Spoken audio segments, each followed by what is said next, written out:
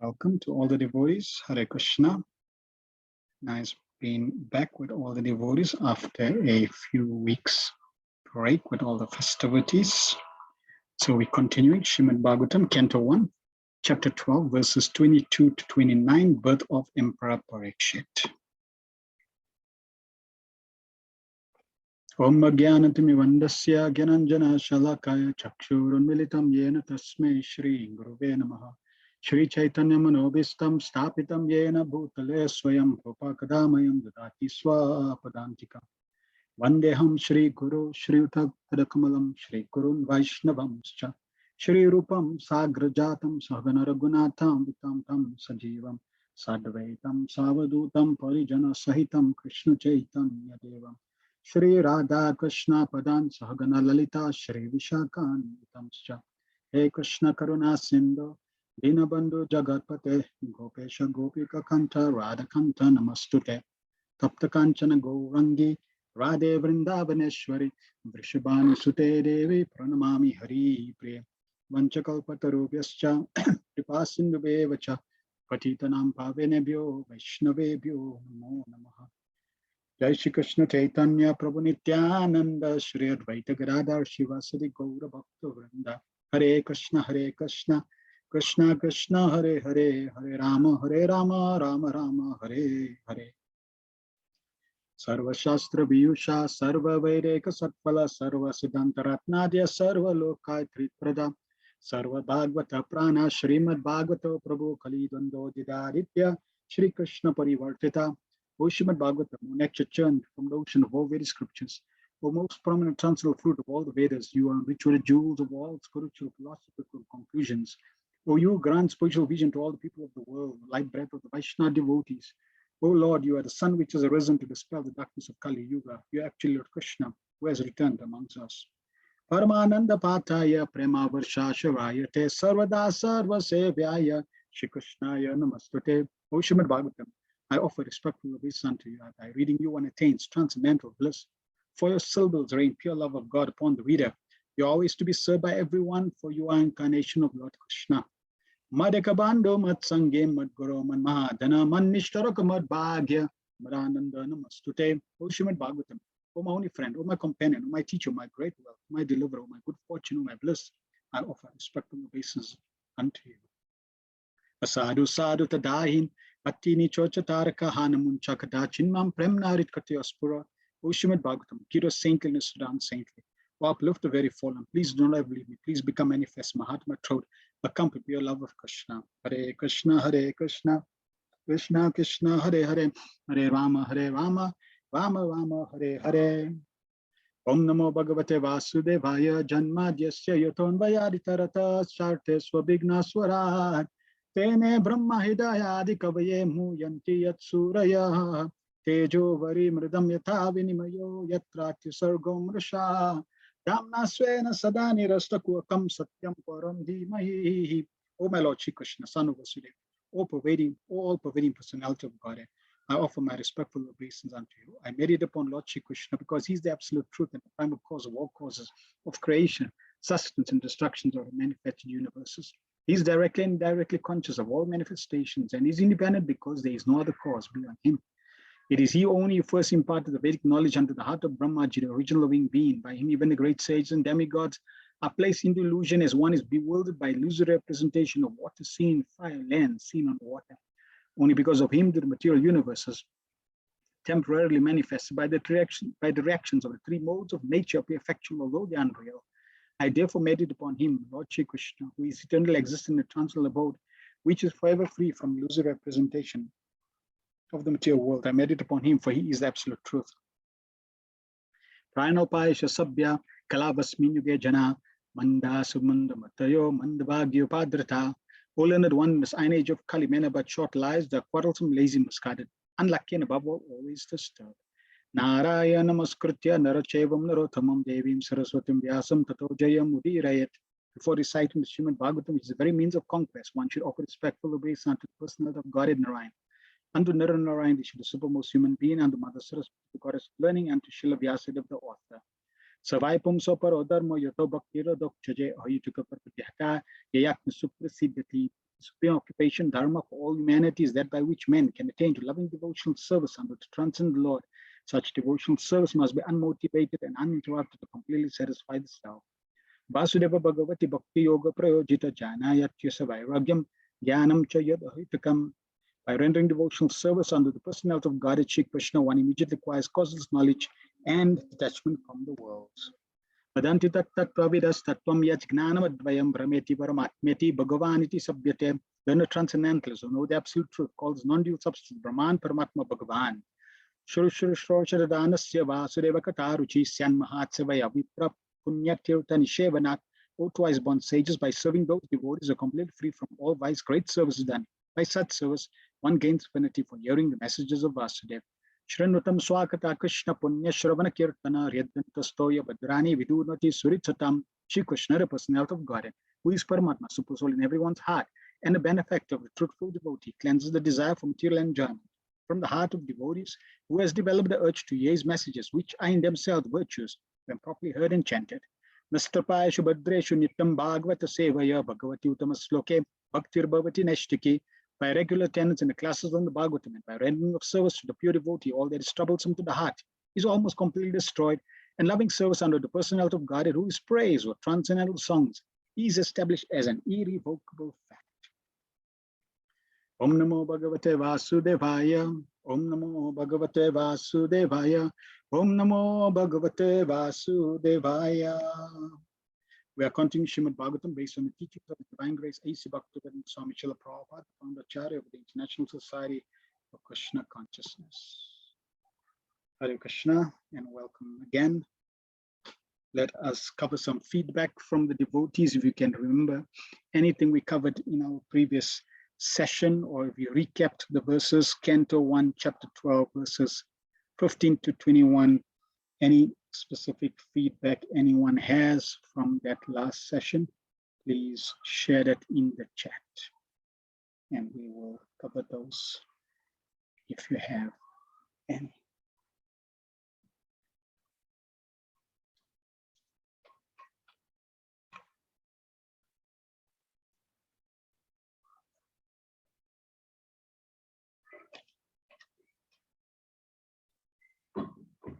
Thank you, Mother Archana Siddhi. Mataji says, the pure devotees are expansions of Srimati Radharani's love and devotion to serve Krishna.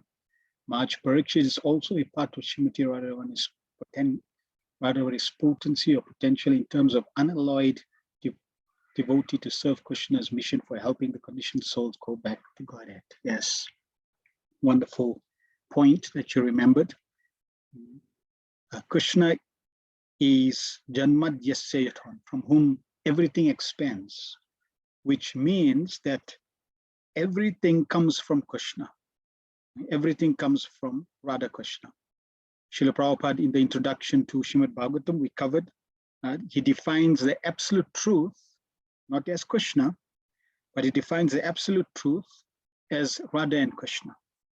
And the absolute truth, as defined in the first verse of the Srimad Bhagavatam, is defined as Janmadhyasya, from whom everything emanates. So everything that we see in terms of service to Krishna, every aspect in terms of service to Krishna, is a manifestation of the potency of Srimati Radharani, the devotional, divine energy of Krishna. Just as Radharani expands as all the gopis, she expands all the Lakshmis, she expands as Durga in expansions of Mother Parvati. These are all energies of the Lord, serving the Lord for the pleasure of the Lord in different features, forms. Similarly, the devotees are also manifested and empowered by Srimati Radharani to serve the Supreme Personality of Godhead, Krishna. Bhavana Prabhu says, text 9, devotees are fully assured of protection, said to be not vanquished. His visibility, 931, his visibility to his devotees, Maj Parikshit, at what Prabhupada specifically expressed as awkward position. You can only imagine the situation at that position. you ask yourself, what size and shape was the Lord reduced? And not to mention the care of extent of vision to the child in the mother's womb. But Parikshit was unable to see the form of the Lord. Prabhupada explains further elaborately on the aspect of the Lord and the size and the shape. He can resume to be anything in creation. He's unlimited, tongue like Vishnu, no different from Narayan in the kingdom of God. So that was, yes, important point. Even though the Lord appeared in the womb, you would think, well, what vision does the child have in the womb? And what understanding does the child have in the womb? The child never even has not even learned a language of communication. At that point, all the child knows is what we call anamaya, the consciousness of eating grains, eating food consciousness. So all the child wants is food, sleep and food. But Maharaj Parikshit was aware of his circumstances. And he also was aware of the presence of the Supreme Personality of Godhead. And that is also due to the mercy of Krishna and the mercy of the family that Maharaj Parikshit was born in, who were great devotees of the Lord. So no matter where and how the Lord appears, the Lord can empower the devotees to see him in every situation. It is not that the Lord cannot appear in any situation. He is independent, he's free, he can appear in any situation. The question is whether we desire to become qualified to be able to see the Supreme Lord. So the desire that we need to meet the Lord, to see the Lord, that needs to be intensified. The matter is therefore extended to the most fascinating, empowering aspect of Achavigra. Prabhupada specifically and mercifully, in my view, connects Achavigra to incapable material devotee. It is a grand opportunity to interact directly like that in the Achavigra days. This is so humbling and thankful. My apologies if I'm taking you backwards. There is no taking backwards in Krishna consciousness. When we recollect and reiterate and remember anything related to the Supreme Lord, that is not going backwards, that's always going forward. In modern science and modern theory and modern education, you go back in history and you retract to the old times, etc. But in Krishna consciousness, everything is ever fresh. So any points that we bring up and we share again, it is never dry, it is never stale, and it is always fresh and purifying. So the fact that this point that you brought out about the Lord now connecting in that he can appear in any form and any time, he appears for us in the form of Achavigra. So the deity form of the Lord is very, very important for practicing Vaishnavas, practicing devotees, aspiring devotees. They play a very key role in one's progress in bhakti, in terms of seeing the Lord, serving and worshiping the Lord, doing practical service for the Lord, like cooking and dressing, having a personal relationship with the Lord.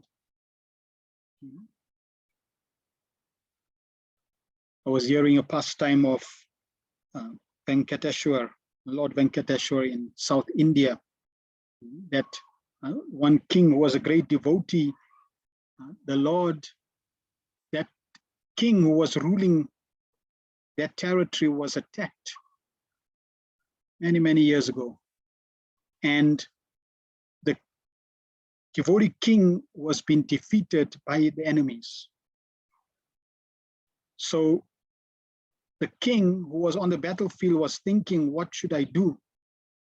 And then he was thinking, well, let me just go and surrender to Lord Venkateshwar, and whatever he desires will be so. So he left the battlefield and went quickly to notify the Lord. But when he arrived to speak to the Lord, and it is explained he was such a great devotee that he could converse with the Lord and Lord would converse back. He saw that the weapons of the Lord that the Lord had, club and the chakra, that was not on the Lord's hands. And as he entered the temple room, he saw the club and chakra return back into the hands of the Lord. And then he tells the Lord the situation, and the Lord said, yes, I already sorted them out. That's why my weapons came back. So the weapons of the Lord went, killed the enemy, and returned. And this devotee king was so happy. And then the devotee king said, my Lord, nobody's going to believe that this happened. So my prayer is that you please allow your weapons again to be dislocated from your form and give them to me, and I will use them whenever there is a need, and I will put them on you daily. So this is how at that point the weapons were given to this devotee in his care, just to prove to instill greater faith in those that had faith, that the Lord is there as the Vigra, not just a stone, but as the Supreme Personality of Godhead. And when we develop the purity and the devotion, then we can also speak to the Lord, see the Lord, reciprocate with the Lord. And that is what the Lord is desiring. We need to come up to that level as we practice and purify our life. Sharina says, Hare Krishna, please accept my humble obeisance and appreciation. I really appreciate the theme of protection in the two classes. Some of the important points for me were that Krishna protects through his potency or directly, and Krishna protects those who uphold Dharma. Krishna promises in the Bhagavad Gita that my devotee will never perish. Therefore, we should have firm faith that if we are following Dharma, if we are following proper instructions, there can never be any inauspiciousness. Even in Bhagavad Gita, Krishna explains to Arjuna that those on the path of truth, those on the path of piety, the path of goodness, on the path of Dharma, they can never be inauspiciousness. It's contradictory to the law that somebody who is following the path of Dharma encounters inauspiciousness. It's not that a devotee who's practicing may not experience challenges, because depending on one's past, there would be the reaction there, which is minimized by the Lord. But we know that if somebody is following the path of Dharma, there would always be victory, always be auspiciousness without fail. And if there's any reverses that a devotee encounters, he doesn't see it as unfair. He just sees it as reaction to his past that he has to go through, that is burn up. So a devotee sees any reverses in his life as a blessing because his karma is getting less. That stock of purification was there, and now that stock of purification has come upon himself or herself, and now purifying it and it's going away. So wonderful. And in this way, one's path is now cleaner and more auspicious. But Krishna always protects. He may not protect the body, but he will most certainly protect the soul.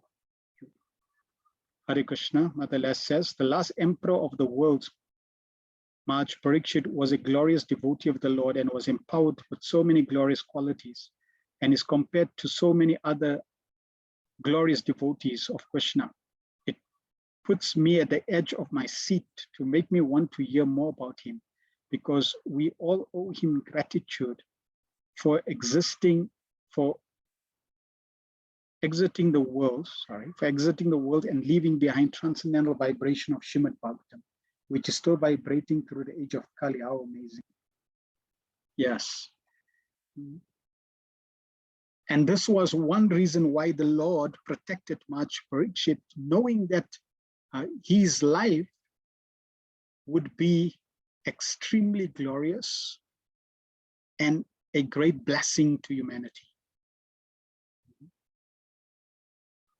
It's described that a great personality is measured by what he leaves behind that is extremely beneficial to humanity. And no doubt we can see what Maharaj Parikshit has left behind in the form of Srimad Bhagavatam spoken by Sukadeva Goswami is most auspicious and glorious. Now we can extend that even further.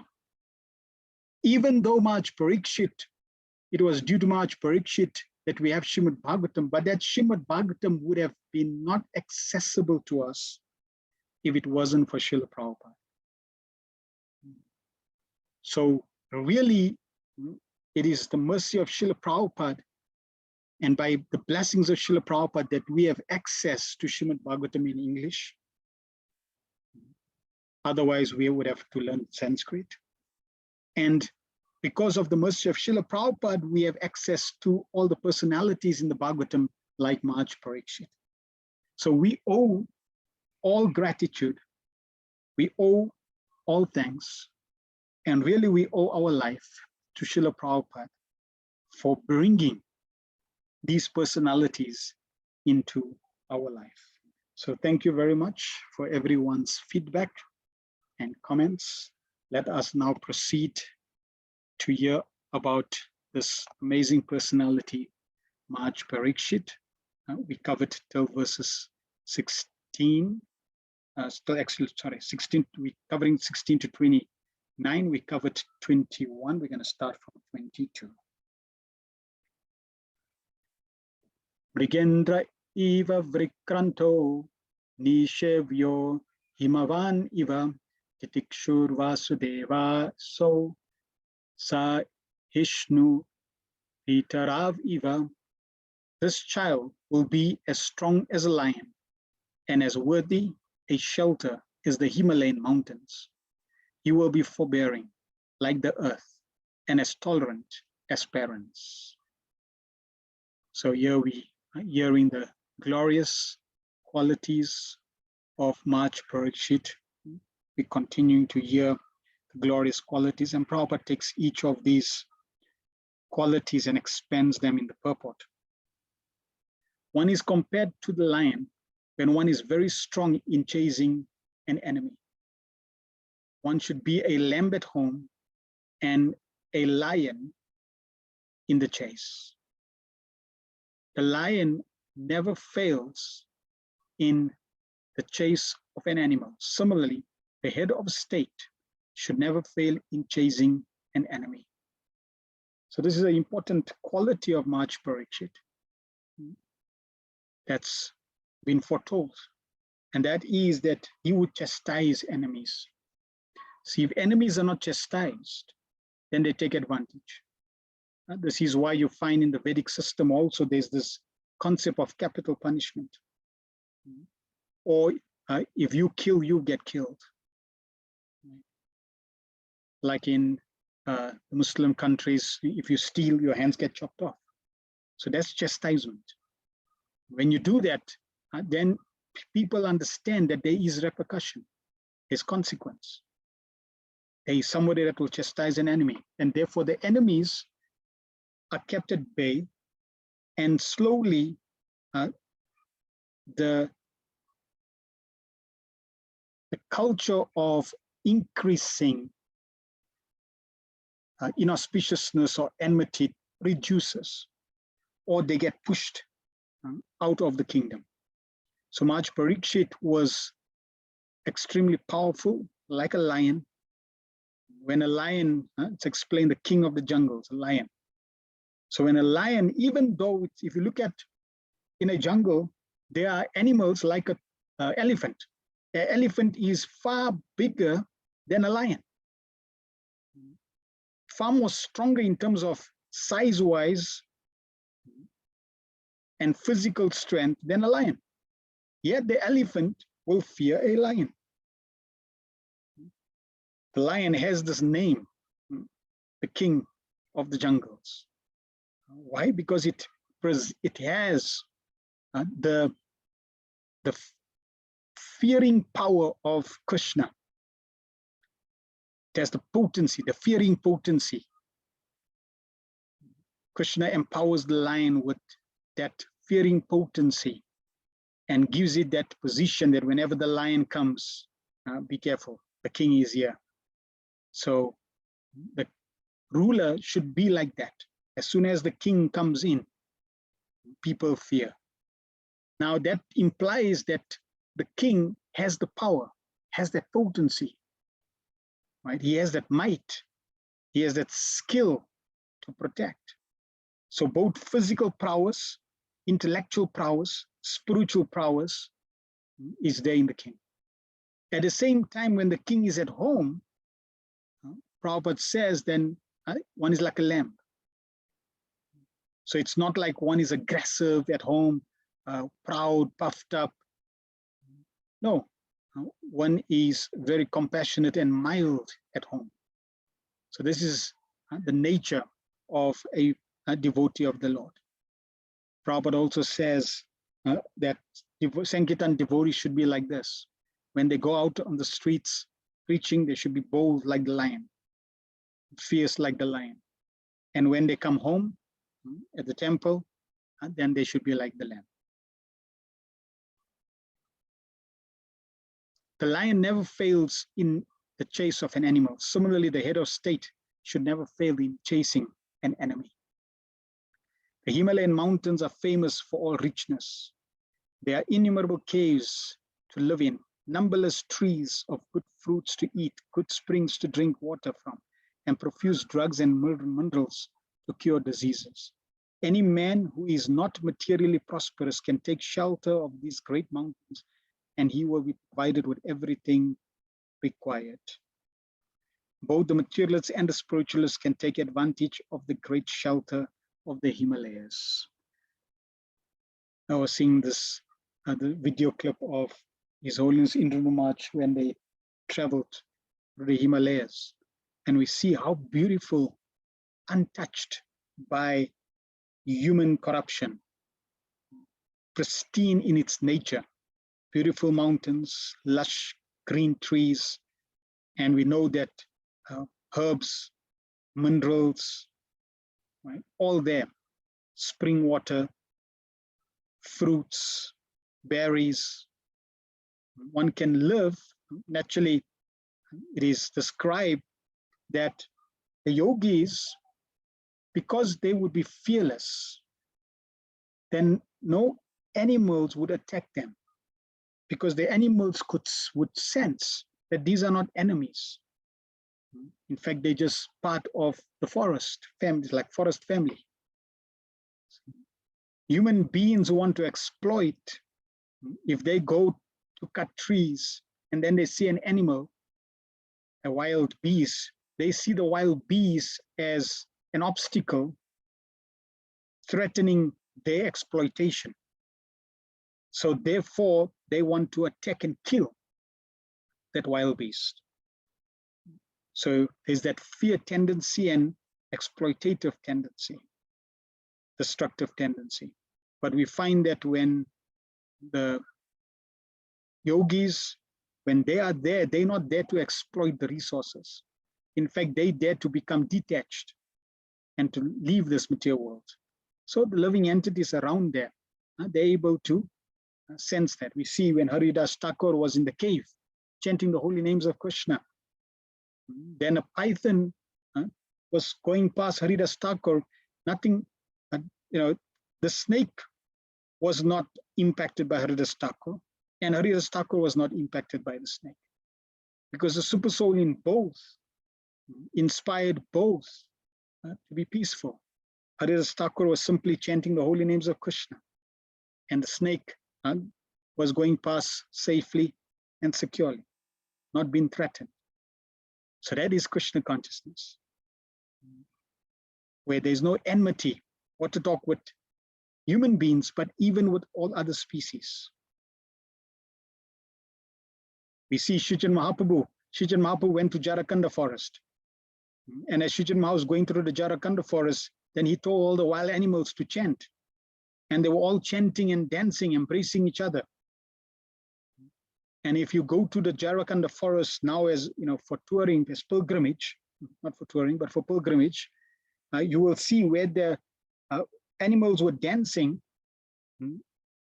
The land and the rocks were all melted by the hoof prints of the animals.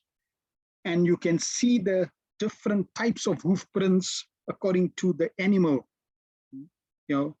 4 toes or 5 toes, or 2 toes or 3 toes. And all of them with like 2 legs because they were standing on toes. The other toes were raised. So you can see all the hoof prints imprinted or melted into the rocks in the Jarakanda forest. All the pure devotees, they chanted, by the mercy of Srijan Mahaprabhu became pure and went back to the spiritual world. So again, yes, Srijan Mahaprabhu showed no enmity.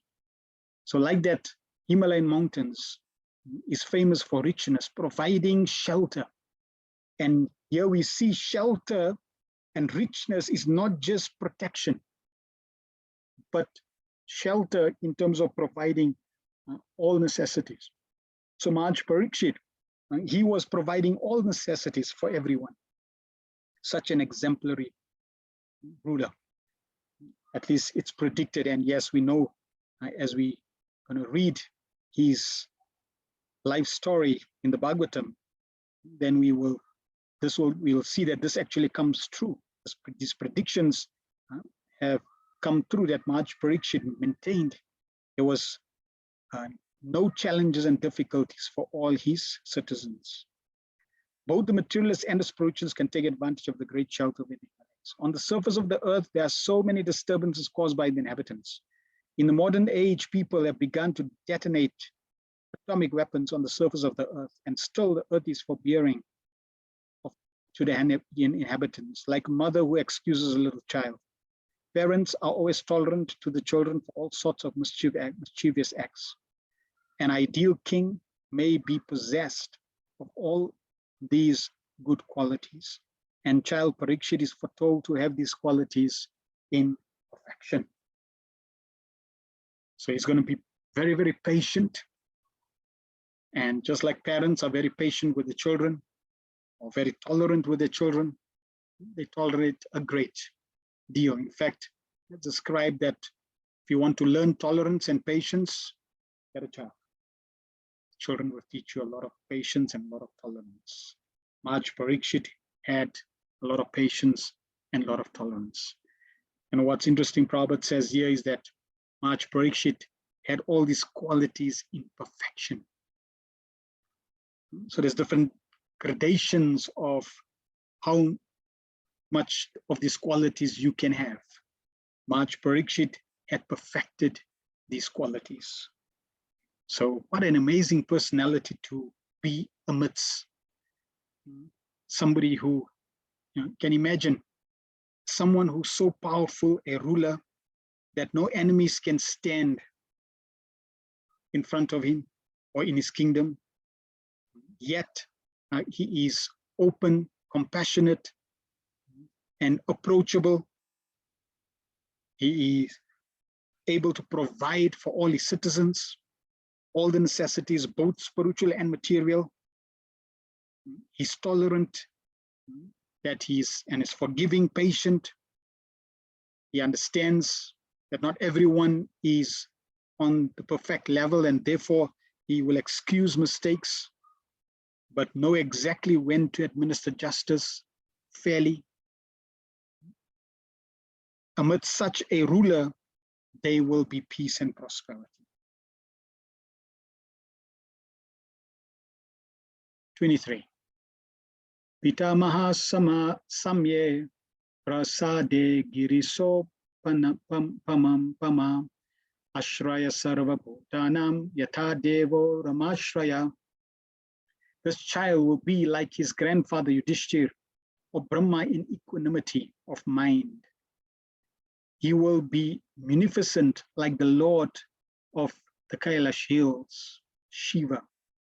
And he will be the resort of everyone, like the Supreme Personality of Godhead, Narayan, who is even the shelter of the goddess of fortune. So he's got these qualities in perfection, and therefore he's compared to these great personalities who also embody these different respective qualities.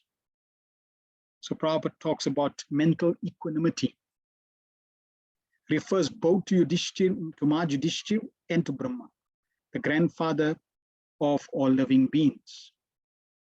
So he had mental equanimity. He wasn't easily disturbed. He was able to be composed amidst challenging circumstances. So Prabhupada gives the example or explains, according to Sridhar Swami, the grandfather referred to is Brahma, but according to Vishwanath Chakravarti Thakur, the grandfather is Maharaj Yudhishthir himself. But in both cases, the comparison is equally good because both of them are recognized representatives of the Supreme Lord, and thus both of them have to maintain mental equanimity, being engaged in the welfare work of the living beings. So if one is serving humanity, one needs to have this quality of mental equanimity. You can't empower people and help people to be peaceful if you yourself are disturbed. If you are stressed and you're speaking about stress management, doesn't work. So Yudhishthira, Lord Brahma, they are helping so many millions of souls. They're able to help them because they themselves have the quality to help. Just like you cannot give anything to someone that you don't have. You want to give love to people, you need to have love. If you want to help people be peaceful, you yourself need to be peaceful. So Maharaj Parikshit had mental equanimity.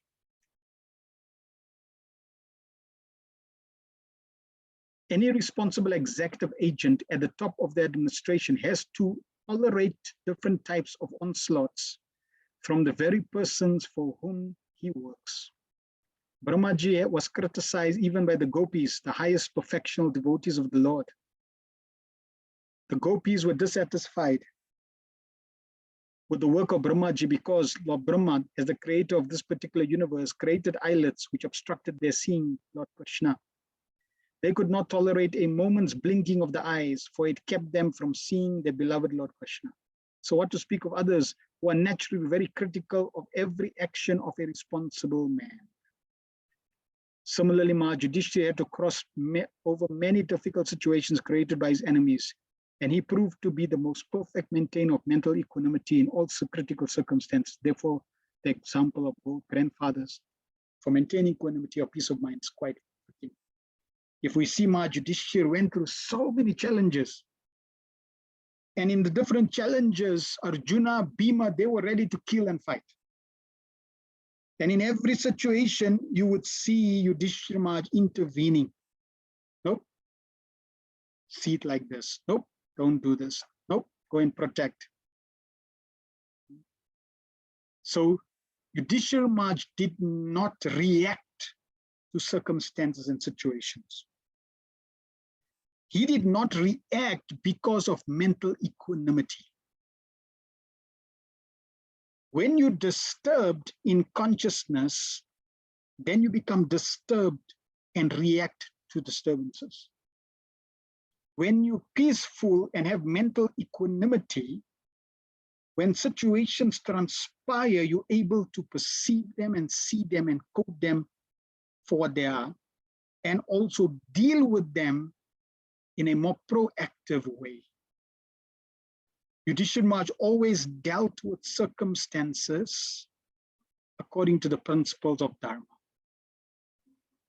We will read the chapters coming when they retire from this planet, how even a dog joined Yudhishthira Maharaj. And when the dog joined them on the journey, Yudhishthira Maharaj did not consider the dog as not part of the team on this journey.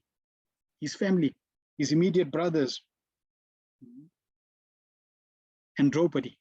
He also considered the dog to be part of the family, to such an extent that he was even tested to see whether he would protect Bhima or protect the dog, because they both were in difficulty. And Yudhishthira Maharaj was thinking, Bhima, he's got might and he's got strength and he can protect himself. I will protect the dog, who is less powerful than Bhima. So he did not take side. Oh, Bhima is my brother. Let me, what a dog. This dog, strange dog that just came to join us. Who cares about the dog? No, this is Dharma. He was able to decipher and make decision in every situation based on the principles of Dharma.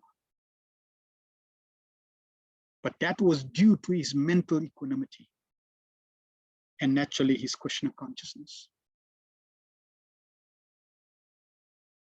So Maharaj Parikshit would also be like this, very equilibrium, peaceful. Then Lord Shiva is celebrated, a celebrated demigod who awards gifts to beggars. So very munificent quality he would have, like Lord Shiva, who was very munificent. His name is therefore Ashutosh, or one who is pleased very easily. He is also called Bhutanath, or the Lord of the common folks, who are mainly attached to him because of his munificent gifts, even without consideration of after effects. Ravana was very attached to Lord Shiva, and by easily pleasing him, Ravana became so powerful that he wanted to challenge the authority of Lord Ram. Of course, Ravana was never helped by Lord Shiva when he fought with Ram, the Supreme Personality of Godhead, and the Lord of Lord Shiva. To Vrikasura, Lord Shiva awarded a benediction, which was not only awkward, but also disturbing. Vrikasura became empowered by the grace of Lord Shiva to vanish anyone's head simply by touching it. Although this was awarded by Lord Shiva, the cunning fellow wanted to make an experiment of the power by touching the head of Lord Shiva. Thus the Lord had to take shelter of Vishnu to save himself from trouble. And Lord Vishnu, by his illusory potency, asked Vrikasura to make an experiment with his own head. The fellow did it and was finished himself. And so the world was saved from all sorts of trouble by such cunning beggars of the demigods. The excellent point is that Lord Shiva never denies anyone any sort of gift. He is therefore the most generous, although sometimes some kind of mistake is made. So it's described that Lord Shiva, he is constantly meditating on Shankarshan, Lord Ram, his worshipful Lord. And because he's constantly meditating of the Supreme Lord, he doesn't want to become disturbed. So whenever somebody comes to Lord Shiva for any benediction, any gift, he doesn't even consider, he just tatastu and he carries on. He doesn't want to be disturbed. He doesn't want his meditation to be broken. So therefore he just bestows and he carries on. So therefore Ashutosh, very easily pleased, very munificent. It is described that one time Parvati, she came to Lord Shiva and said, my Lord, we're living in a mountain, you're living under a tree, we don't have a house, we are grihastas, we got a family, we need a house. So then Lord Shiva said, okay, so then by his mystic powers, it was a beautiful house. And all the Brahmanas came to bless the home. So they came, they blessed home, chanted mantras. Now they, wanted alms in reciprocation. And Lord Shiva, he doesn't have anything, no material possessions. So he was thinking what to do now, what to give them. So then he said, okay, we got this big house, let's give the big house. So then they gave the big house in charity to the Brahmanas. So then they were back on Mount Kailash under a tree. So munificent, detached and munificent. This is the quality of Lord Shiva. Interesting point here, Prabhupada is talking about how many of the boons that Lord Shiva gives his followers, we can see that his followers are really not true followers of devotion. They are materially motivated followers. And some of them are so corrupt in their consciousness that they go to the extent of even killing or trying to kill Lord Shiva. Vrikasura was one of them. Whoever's head he touches would explode. So he thought, okay, let me touch Lord Shiva's head. And Lord Vishnu appeared as a small child and said, you really believe Lord Shiva? I mean, just see, he's got his eyes half closed. Who generally closes their eyes? It's like, if you're spying on someone, then you would like close your eyes, making like, it's like when children are sleeping, trying to sleep or imitating that they're sleeping, pretending to sleep. They'll keep their eyes half open just to see. So you see Lord Shiva, he's like that. He keeps his eyes open, half open. So it's not true what he gives, and his boons are not really true. Just try it. You'll see. Touch your head, nothing will happen. So by the illusory potency of Lord Vishnu, Vrikasura was so convinced by his statement. He said, yeah, that's true in Lord Shiva. I don't think this boon I don't think it's going to work. So he touched his head and obviously killed himself. So he was protected. Not that Lord Shiva cannot protect himself. In fact, he's non-different from the Supreme Personality of Godhead, so he can protect. But Lord Shiva and Lord Krishna, Lord Shiva and Lord Vishnu have this wonderful relationship. Vaishnava ita Shambhu. They have this beautiful relationship, and therefore they also perform wonderful pastimes for each other's pleasure. Resort for everyone. Interesting statement in the verse. Everybody wants to go to a resort. Everybody wants to relax, take shelter. Rama means the goddess of fortune, and her shelter is Lord Vishnu. Lord Vishnu is the maintainer of all living beings, and there are innumerable living beings, not only on the surface of this planet, but also in all other hundreds of thousands of planets.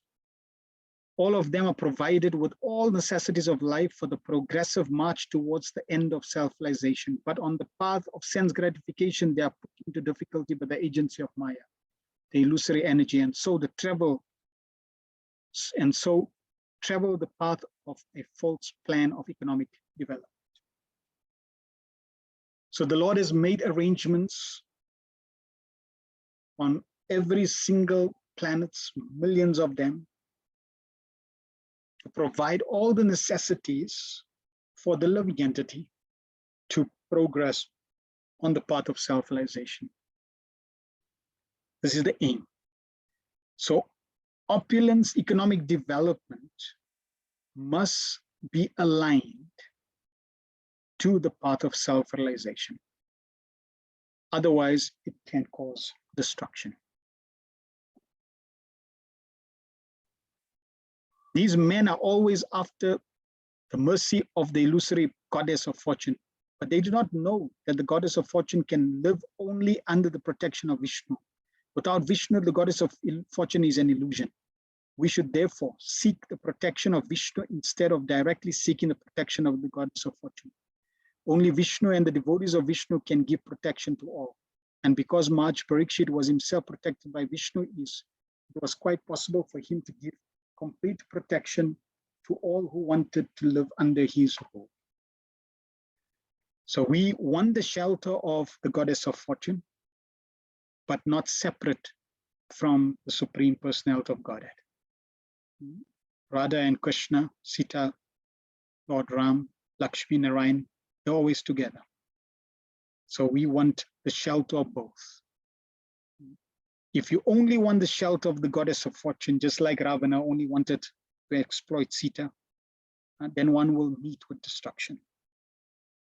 But if you take shelter of the Supreme Lord, then Lakshmi Devi is automatically there to give protection and to facilitate one's service.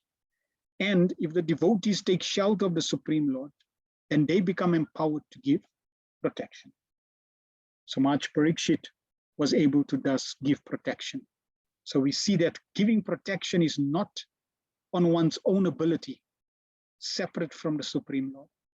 No, the greater one surrenders to the Supreme Lord, the greater one is empowered to give protection. Right? It is not in isolation. It is not that one on one's own strength can give protection. The more we depend on Krishna, the more we surrender to Krishna, the more we give ourselves to Krishna, the more Krishna empowers us in his service. 24. Sarva Sadguna Mahatmye Esha Krishnam Anuvrata Prantideva Iva Daro Yayatir Iva Dharmika. This child will be almost as good as Lord Shri Krishna. See, here the verse is very clear. Almost as good. You cannot be as good as Krishna, because that means you have to be Krishna to be as good as Krishna. But you can be almost as good. You can get there close enough, but never Krishna, by following in his footsteps. His magnanimity, in magnanimity, he will become as great as King Rantidev.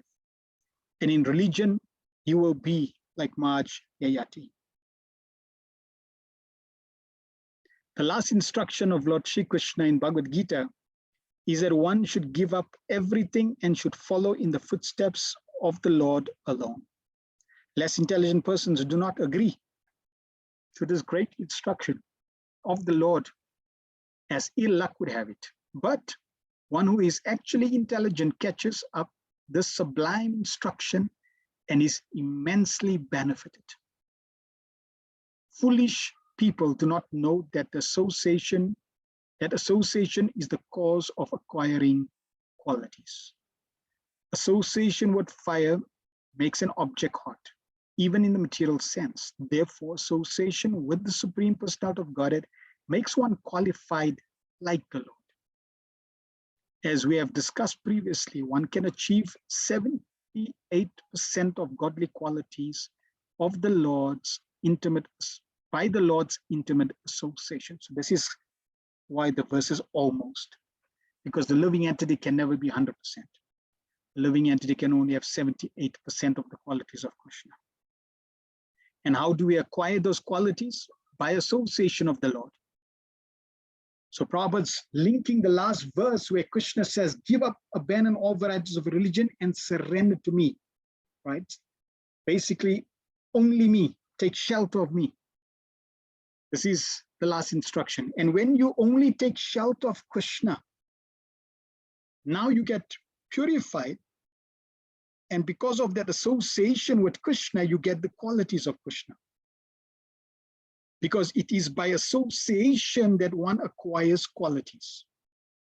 That is why scripture describes association as a key aspect for progressing on the path of spiritual life. With whoever you associate, you acquire those qualities of those you associate with. So we want to associate with Krishna, with Krishna's serious devotees. So Prabhupada then continues, associate with Krishna in different ways. Therefore, association with the Supreme Personality of Godhead makes one qualified like the Lord. As we have discussed previously, one can achieve 78% of the godly qualities of the Lord's intimate, by the Lord's intimate association. To follow the instruction of the Lord is to associate with the Lord. So this is one aspect. Follow the instruction means to associate with Krishna. The Lord is not a material object whose presence one has to feel for such association. The Lord is present everywhere and at all times. It is quite possible to have his association simply by following his instructions, because the Lord and his instruction and the Lord and his name, fame, attributes, and paraphernalia are all identical with him in absolute knowledge. Maharaj Parikshit associated with the Lord even from the womb of his mother up to the last day of his valuable life, and thus he acquired all the essential good qualities of the Lord in all perfection. So how do we transform ourselves? How do we develop good qualities? How do we improve ourselves? Very simple.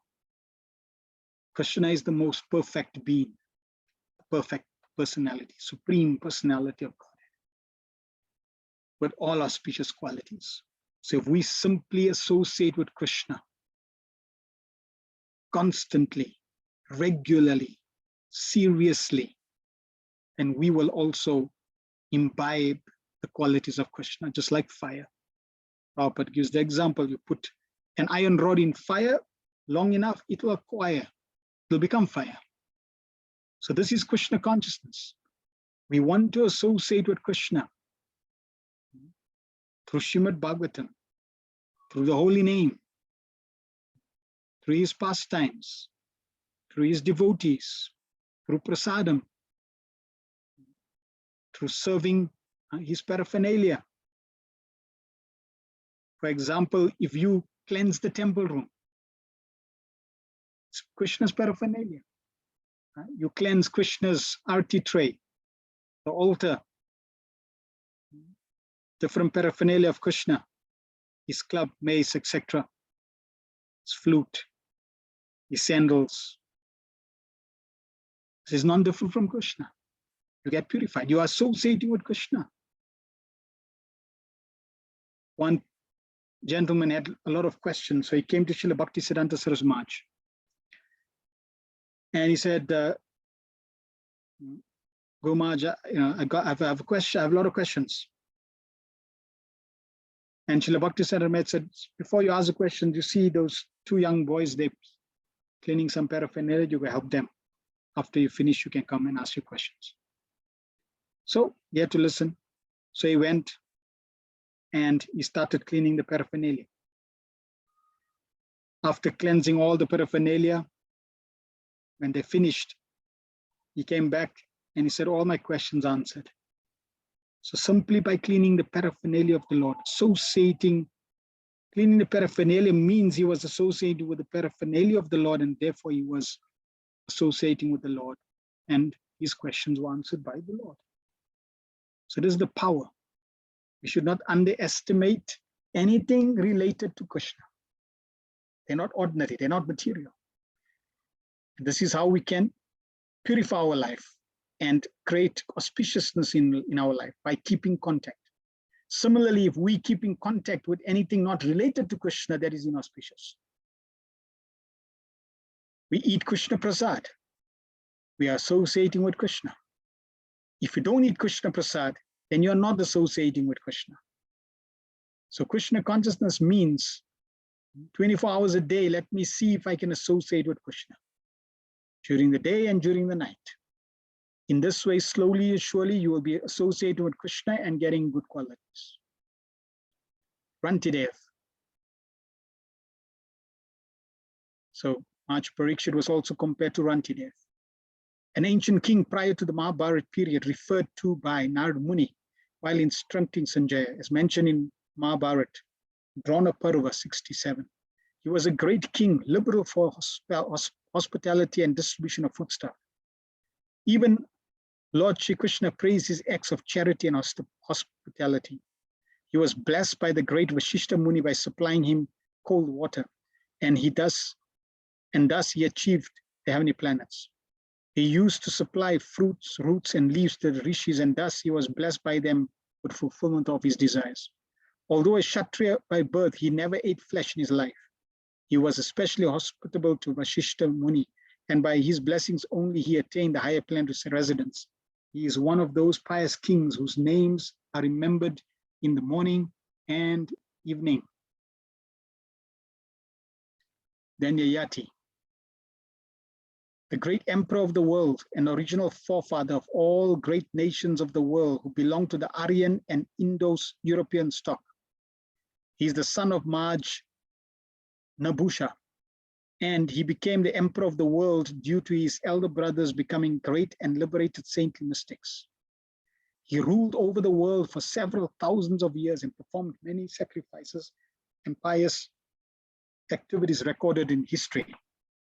Although his early youth was very lustful and full of romantic stories, he fell in love with Devayani, the most beloved daughter of Sukracharya. Devayani wished to marry him, but at first he refused to accept her because of her being a daughter of a Brahmana. According to the Shastras, a Brahmana could marry the daughter of a Kshatriya, but a Kshatriya could not marry the daughter of a Brahmana. They were very much cautious about the Varna Shankara population in the world. Sukracharya amended this law of forbidding marriage and induced Emperor Yayati to accept Devayani. Devayani had a girlfriend named Sarmishta, who also fell in love with the emperor, and thus went with a friend Devayani. So this was the difficulty of Yayati. From small, he was very lusty. Sukracharya forbade Emperor Yayati to call Sarmishta into his kingdom, into his bedroom. But Yayati could not strictly follow his instructions. He secretly married Sarmishta also and begot sons by her.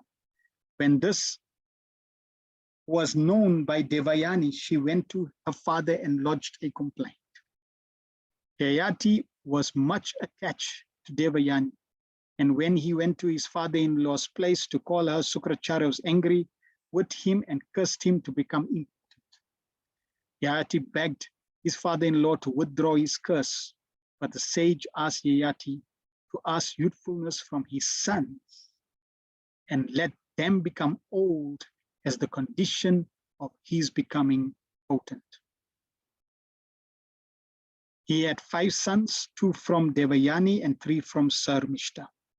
From his 5 sons, namely Yadu, Turvashu, Dhruyu, Anu, and Puru, 5 famous dynasties, namely the Yadu dynasty, the Yavana Turk dynasty, the Bhoja dynasty, the Malecha dynasty, Greek, and Kaurava dynasty, all emanated to spread all over the world. He reached the heavenly planets by dint of his pious acts, but he fell down from there because of his self-advertisement and criticizing other great souls. After his fall, his daughter and his grandson bestowed upon him the accumulated virtue, and by the help of his grandson and friend Shibi, he was again promoted to the heavenly kingdom, becoming one of the assembly members of Yamaraj, with whom he is staying as a devotee. He performed more than 1,000 different sacrifices, gave in charity very liberally, and was a very influential king. His majestic power was felt all over the world. His younger son agreed to reward him his youthfulness when he was troubled with lusty desires, even for 1,000 years. Finally, he became detached from worldly life and returned the youthfulness again to his son Puru. He wanted to hand over the kingdom to Puru, but his noblemen and subjects did not agree. But when he explained to his subjects the greatness of Puru, they agreed to accept Puru as the king, and thus Emperor Yayati retired from family life and left home or the forest. So Maharaj Parikshit is compared to Yayati. In his final life, he was extremely noble, generous, but more in terms of his detachment. We can see that throughout his life, he struggled with lusty desires. It's like a soap drama. Going to heavenly planets, falling from the heavenly planets, even at old age, wanting to be young, to exploit lusty desires. So this is the challenge everyone in this world faces with lusty desires. But we can learn that even if one has lusty desires and one may be strayed away from the path of Dharma or Krishna consciousness, we should never give up our connection with Krishna consciousness. I normally tell, even if one falls back into Maya, one should still fall back into Maya with your bead bag and keep the connection with your chanting. Because that chanting will bring you back. That connection will bring you back. Because we may be influenced by lusty desires and fall away if we are not sufficiently purified. That is why Srila Prabhupada says and explains in the pastime of Gajendra. See, Gajendra was the elephant, was very, very powerful. The crocodile, compared to Gajendra in strength, is not comparable at all. The elephant can easily kill the crocodile using its strength. The difficulty that Gajendra had was Gajendra was not on land. Gajendra was in water, which is the territory of the crocodile. Therefore, even though Gajendra was a mighty elephant, king of elephants, he could not defeat the crocodile. So the lesson is to not fight Maya in her territory. You will lose. If one has weaknesses, one should shield oneself with the proper association in Krishna consciousness, practice Krishna consciousness in a safe, healthy environment, so that one can become stronger and stronger and slowly become purified and overpower the lusty desires. You cannot fight lust with lust. It becomes an inferno. You need Krishna conscious association, good, strong Krishna conscious association to overcome lust. So we see Yati eventually was able to overcome lust and completely detach himself from the material world. So he didn't give up, but he went through many, many shortcomings and falls, went through many fall downs, relapses, which is okay. You can get a relapse as long as you never give up. Right? You may fall as long as you never stop getting up. That's important. So we have to keep going, no matter what the challenges we face. Keep good association, and with that good association, we will get strength and become purified. 25. Dritya Bali Samakrishne Pralada Eva Satgraha Aharte Shoswe Me Danam Vridanam Paryupasaka. This child will be like Bali Maharaj in patience, a staunch devotee of Lord Krishna like Prahlad Maharaj, a performer of many Ashwamedha horse sacrifices, and a follower of the old and experienced man. Such a wonderful verse. So Prabhupada talks about Bali Maj, because Parikshit Maj would have qualities of Bali Maj and qualities of Prahlad Maj. One of the 12 authorities in the devotional service of the Lord, Bali Maj, is a great authority in devotional service because he sacrificed everything to please the Lord and relinquished the connection of his so-called spiritual master who obstructed him on the path of risking everything for the service of the Lord. The highest perfection of religious life is attained to the stage of unqualified devotional service of the Lord without any cause, without being obstructed by any kind of worldly obligation. This is the perfection of devotional service. There is no obstacle obstructing you.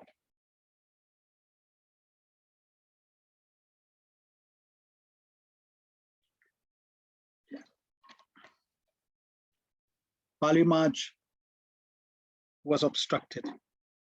And because of that obstruction, he was intelligent that this is an obstacle, even though it was his spiritual master. Because his spiritual master told him, do not give that to Vamandev. That's like saying, do not serve Krishna. Do not please Krishna. So Bali Maj was very intelligent. Bali Maj was determined to give up everything for the satisfaction of the Lord, and he did not care for any obstruction whatsoever. He is the grandson of Prahlad Maj, an authority in devotional service of the Lord. Bali Maj, in his history of his dealings with Vishnu Vamanadev, are described in the 8th canto of the Srimad Bhagavatam, chapters 11 to 24. So we can learn from Bali Maj that even if your spiritual master gives you an instruction that's contradictory to you surrendering to the Supreme Personality of Godhead, and you can disobey that, because that spiritual master is disqualified. A guru, a spiritual master, is one who does not concoct any instructions. He simply repeats the instructions given to him by his spiritual master, who's given instructions to him by his spiritual master. In this way, who's given, eventually given by Krishna himself. So if Krishna, who has given the instructions down in the cyclic succession, coming down to the spiritual master, and that instructions we receive, that is perfect instructions. Anything other than that is a deviation, and one has full right to disregard. Even the spiritual master who deviates one from surrendering to the Supreme Lord, in the case of Bali Maj. Prahlad Maj, a perfect devotee of Lord Krishna, Vishnu. His father Hiranyakashipu chastised him severely when he was only 5 years old for his becoming an unalloyed devotee of the Lord. He was the first son of Hiranyakashipu and his mother named Kayadu. Prahlad Maj was an authority in devotional service of the Lord because he had his father killed by Lord Nrsimhadev, setting the example that even a father should be removed from the path of devotional service if such a father happens to be an obstacle. He had 4 sons, and the eldest, Virochan, is the father of Bali Maj, mentioned above. The history of Prahlad Maj's activities described in the 7th canto of Srimad Bhagavatam. So here we are seeing family lineage. Prahlad Maj, Bali Maj, Hiranyakashipu. One son went to his father and he said, Father, Lord Ramachandra, he became perfect by following his father, Dashrath. Prahlad Maj became perfect by not following his father. So, Father, what should I do? Should I follow instructions or not follow instructions? So Very interesting, logical question. Lord Ramachandra followed his father, became perfect. Prahlad Maharaj did not follow his father, became perfect. What should I do? So the father said, my son, we're not living in Satya Yuga. We're not living in Tetra Yuga. We're living in Kali Yuga. In Kali Yuga, we both of us should follow our mothers. So the father was also very intelligent. So it's about following the Supreme Personality of Godhead.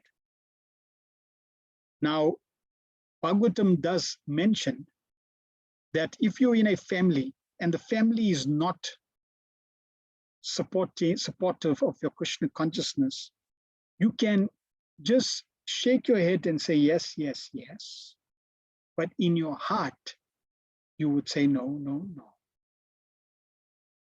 Okay? So in order to keep peace as reasonably as possible, you could say, yes, yes, yes. But truly your heart is saying no, and your heart is really surrendered to Krishna. And then you pray to Krishna, and Krishna eventually would make arrangements so that you can continue the path of Krishna consciousness. And we see so many examples of devotees who have difficulties in their family, but if they sincerely continue to practice without creating further animosity or distancing them, we find that eventually the family members turn around. Some of them even at the final moment may turn around at the time of death. So this is how we should continue having faith in the Lord and simply continue practicing Krishna consciousness. 26. Rajarsinam Jan. Just one thing that came to mind. Just give me one sec. So in the verse I speak about,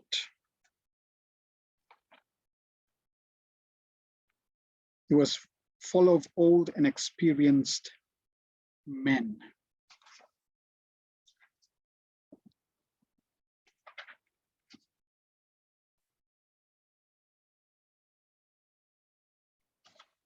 Is that okay? That's in the next. I thought of that's because this point is actually related to the next verse. That is a full of old and experienced men. That means Maharaj Parikshit, he learned from those that were wise. He took advice from those that were wise. Okay, that's a very, very important quality, which is actually coming in this specific verse. Text 26. Rajasina Jayan Ita Sasta Chotpata Gaminam Nigrahita Kaler Esha Bhuvo Dharmasya Karanat. This child will be the father of kings who would be like sages. For world peace and for the sake of religion, he will be the chastised of upstarts and the quarrelsome. The wisest man in the world is a devotee of the Lord. The sages are called wise men, and there are different types of wise men for different branches of Vedic knowledge, branches of knowledge. Unless, therefore, the king or the head of the state is the wisest man, he cannot control all types of wise men in the state. In the line of royal succession in the family of Maharaj Yudhishthira, all the kings, without exception, were the wisest men of their times. And so it is foretold about Maharaj Parikshit and his son, Maharaj Janmaya, who was yet to be born. Such wise kings can become chastisers of upstarts and uprooters of Kali, or quarrelsome elements. So they were wise, they were the wisest, and they all, even though they're the wisest, they had all the kings in the line of Yudhishthira, March, even in the other Vedic lineages of kings, king in the lineage of Lord Ramachandra, in a king lineage of Lord Krishna, all the kings, they had ministers, they had other wise men to guide and share. Each minister was expert in a certain field. So even though the king was the wisest, he had ministers which made him even more wise. So he took advice, which is also very, very important. Those who are experienced can give you wisdom. And instead of you trying and experimenting and making mistakes in every field, you can rather learn from those who have already experienced and made the mistakes and learned, and then became expert. Right? So that's a quicker way to grow and learn. So we should not be embarrassed or be shy to learn from others, especially if it's for the service of Krishna. If someone can help us improve our service of Krishna, and that means you are wise if you take their guidance and direction. Especially those who have gone through the experience can share their wisdom. So much Parikshit, he was such a wise king, and he also became the chastier of upstarts and the uprooters of Kali, the quarrelsome element. So Kali means the age of hypocrisy and quarrel. The nature of Kali is that it breeds hypocrisy and quarrel. If you look at the world today, there is hypocrisy everywhere. People posing to be who they're not. People posing to be leaders, yet they are Sudras. This is hypocrisy. People presenting to be good with so many evil intentions and qualities. Hypocrisy. Then quarrel. There's fighting on all levels, quarreling on all levels. This is the nature of the age of Kali. And Maharaj Parikshit was the chastier of anyone that started bringing Kali into the fold, into the environment. So Prabhupada gives a beautiful purport.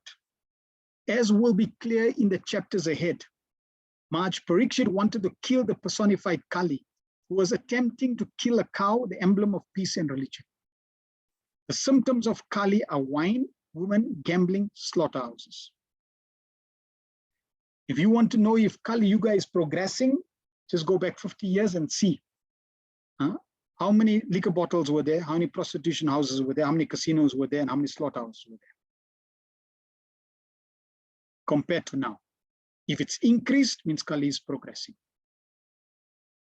Wise rulers of all states should take lesson from Maharaj Parikshit in how to maintain peace and morality by subduing the upstarts and quarrelsome people who indulge in wine, illicit connection with women, gambling, and eating meat supplied by regularly maintaining slaughterhouses.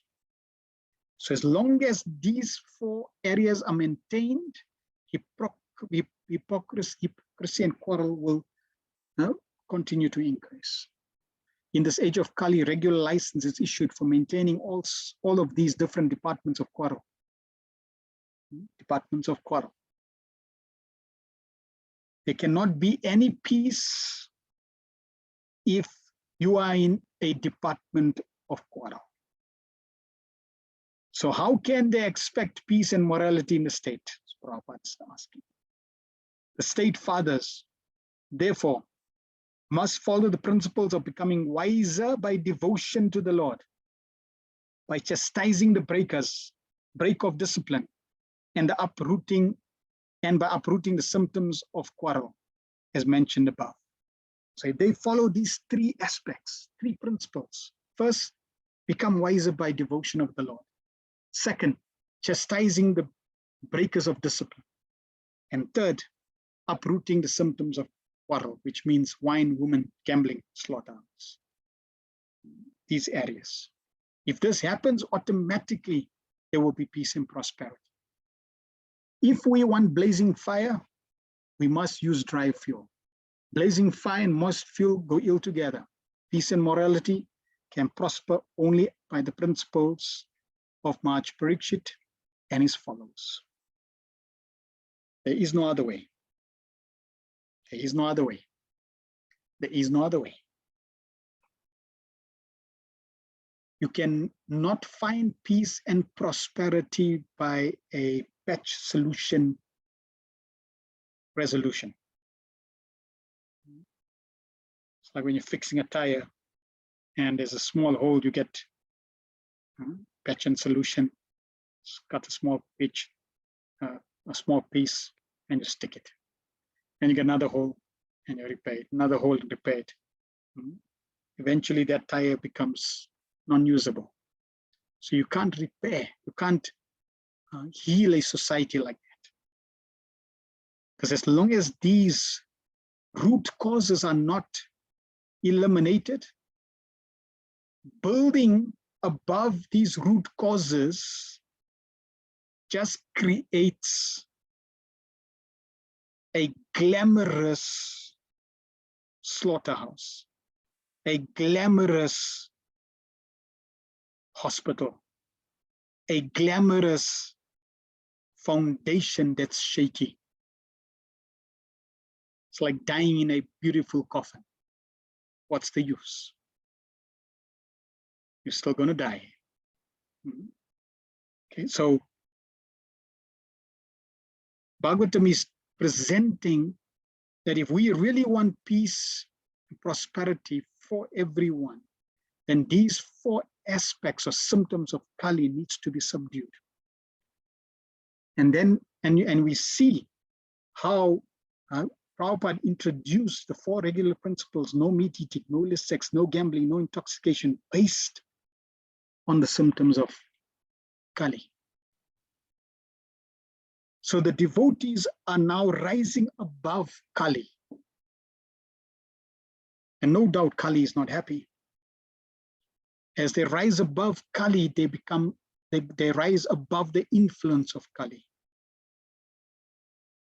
And this is how we can introduce peace and morality in society. Taksha kad atmano mrityum dvija putro pashar jitat prapatas prapat syata upashrutya mukta sangha padam hare. After hearing about his death, which will be caused by the bite of a snake bird sent by the son of a Brahmana, he will get himself freed from all material attachment and surrender unto the personality of God, taking shelter of him. So now the sages are foretelling how he's going to die. And Yudhishthira, Marj, and Amma, while hearing this, they didn't take it seriously, because they already heard that he'll be such a great exalted devotee with such wonderful qualities. So, death is going to come to everyone, but because of his exalted qualities, he'll be able to manage and pass over death without any difficulty. So they weren't too concerned. Material attachment and taking shelter of the lotus feet of the Lord go ill together. Material attachment means ignorance of transcendental happiness under the shelter of the Lord. Devotional service to the Lord while existing in the material world is a way to practice one's transcendental relationship with the Lord. And when it is matured, one gets completely freed from all material attachment and become competent to go back home, back to Godhead. So what's stopping us from going back to Godhead? Material attachments. And material attachment means ignorance of transcendental happiness. We do not understand. We are attached to material things because they give us solace, they give us satisfaction, they give us happiness, they give us shelter. But we don't understand that actually real happiness lies, real transcendental happiness, which is eternal, ever increasing, unlimited, fully satisfying. That lies in devotional service and in the shelter of the Supreme Lord.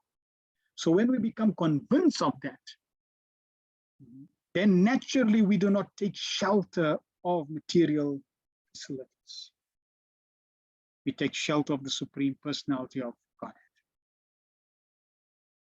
And when we become free from all material attachments, then Prabhupada says we become competent to go back home, back to Godhead. One time in New York City, Henry Street, Srila Prabhupada was speaking to the devotees. And Srila Prabhupada told the devotees that if you simply chant a minimum of 16 rounds, Prabhupada emphasized, if you chant 16 rounds, minimum, nicely, early in the morning, seriously, and follow the 4 regular principles seriously, nicely, and serve the Vaishnavas, and you will go back to God at this lifetime. And His Holiness Jayadaswami Maharaj was there. So he asked Srila Prabhupada, Prabhupada, are you saying this lifetime? And Prabhupada hit the table and said, why not? This very lifetime. So Prabhupada, yes, it is not a normal situation. It is impossible to go back to the spiritual world in one lifetime. But by the mercy of Srila Prabhupada, by the mercy of the devotees, the disciplic succession, that mercy is there. So we are fortunate to have that blessings, that connection, that instruction by Srila Prabhupada. We simply now need to intensify our desires and our understanding. And then automatically the mercy factor and the process and applying the process will be there. So we should work on our desire. Are you convinced that the only true path of happiness is taking shelter of the Supreme Personality of Godhead? Are you convinced that the only way to achieve perfection as a spiritual being is to take shelter in devotional service of the Supreme Personality of Godhead? To the degree you are convinced, to that degree you will take to the process. And then automatically the process will take you back to Godhead. Automatically the mercy is there of Srila Prabhupada, because you will then seriously practice. So it's our desire that needs to be intensified. Prabhupada then continues. Maharaj Parikshit, being especially attached to the Lord from the beginning of his body, in the womb of his mother, was continuously under the shelter of the Lord. And the so-called warning of his death within 7 days from the date of the curse by the Brahmana's son was a boon to him, to enable him to prepare himself to go back home, back to God. Since he was always protected by the Lord, he could have avoided the effect of such a curse by the grace of the Lord, but he did not take such an undue advantage. He did not take such undue advantage of for nothing. Rather, he made the best use of a bad bargain. For 7 days continuously he heard Srimad Bhagavatam from the right source, and thus he got shelter at the lotus feet of the Lord by that great opportunity. So he took advantage, transformed a curse into an opportunity. And we all have that opportunity. Whether it's good or bad, we can take advantage of that opportunity by bringing Krishna into the formula. 28. Jigna sitatma yartartyo muner vyasa sutad asho hitvedam ripa ganga yam yastyada kutobayam. After inquiring about the proper self-knowledge from the great philosopher son of Vyasadeva, he will renounce all material attachment and achieve a life of fearlessness. Material knowledge means ignorance of the knowledge of one's own self.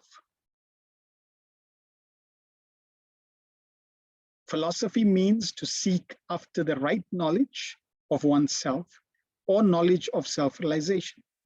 Without self-realization, philosophy is dry speculation or waste of time and energy.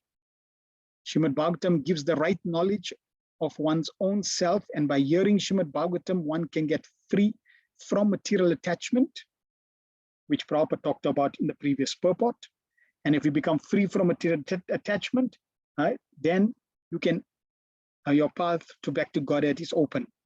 So we can achieve that by hearing Srimad Bhagavatam and enter into the kingdom of fearlessness, because there is no fear in the spiritual world. There is no material anxiety in the spiritual world. This material world is fearfulness. Its prisoners are always fearful as within a prison house. In the prison house, no one can violate the jail rules and regulations, and violating the rules means another term of extension of the prison life. Similarly, we are in this material existence are always fearful. This fearfulness is called anxiety. Everyone in material life, in all species and varieties of life, is full of anxiety, either by breaking or without breaking the laws of nature. Liberation or mukti means getting relief from these constant anxieties. This is possible only when the anxiety is changed to devotional service of the Lord. So it's not about not having anxiety. It's not about negating anxiety. No, anxiety is going to be there. But we don't want material anxiety. We want spiritual anxiety. We want devotional anxiety. So this is how transform anxiety from matter to spirit. This is possible only when the anxiety is changed to devotional service of the Lord. Srimad Bhagavatam gives us the chance to change the quality of anxiety from matter to spirit. This is done in association of a learned philosopher like the self-realized Sukadeva Goswami, the great son of Srila Vyasadeva. Maharaj Parikshit, after receiving warning of his death, took advantage of this opportunity by association with Sukadeva Goswami and achieved the desired result. And we see, if you study all the lives of great souls, you see that they had anxiety, spiritual anxiety, devotional anxiety. If you see Srila Prabhupada, how much anxiety did Srila Prabhupada have to spread Krishna consciousness, to publish his books, to distribute his books, taking care of his devotees, to fighting Nirvishesha Sunyavadi. Srila Prabhupada had endless desire, endless anxiety, setting up the Jew temple. So much anxiety. But this anxiety is wanted to take on the anxieties to spread Krishna consciousness. There is a sort of imitation of this reciting and hearing of Srimad Bhagavatam by professional men, and their foolish audience think that they will get freed from the clutches of material attachment and attain the life of fearlessness. Such imitative hearing of Srimad Bhagavatam is a caricature only, and one should not be misled by such performance of Bhagavatam Saptaha undertaken by ridiculous, greedy fellows to maintain an establishment of material enjoyment. So Prabhupada definitely does not approve of just reciting Srimad Bhagavatam for entertainment, cracking jokes and laughing entertainment.